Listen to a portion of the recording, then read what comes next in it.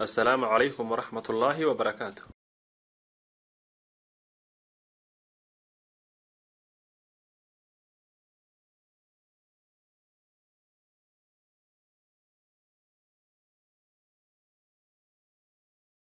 iyadoo ilaahay subxaanahu wa tacaala nicmooyinka uu ina siiyey aynaan tiro ku koobi karin sidoo kalena ilaahay uu inoo dhammaystiray abuurka jidhkeenna xubin kastoo jidhkeenna ka midna ay tahay mid qaaliya loona baahan yahay inaynu mar kasta ilaahay uga mahadnaqno. haddana indhuhu waxa ay ka mid yihiin xubnaha ugu muhiimsan jidhkeenna, waxaanan idiin soo gudbin doonaa 6 cunto oo lagu tilmaamay inay yihiin kuwa ugu fiican caafimaad qabka indhaha sidoo kalena qayb weyn ka qaata aragtida indhaha, kuwaasi oo kala ah kaarooga, filfisha cagaaran, hilibka digaaga, isbanajiska, baradhada macaan, kalluunka gaar ahaan nooca loo yaqaan sardiinka.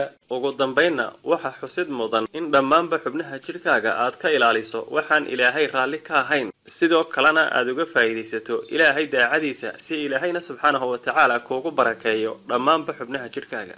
ilaahayna waxaynu weydiisanaynaa inuu inoo siyaadiyo nicmooyinka uu ina siiyey.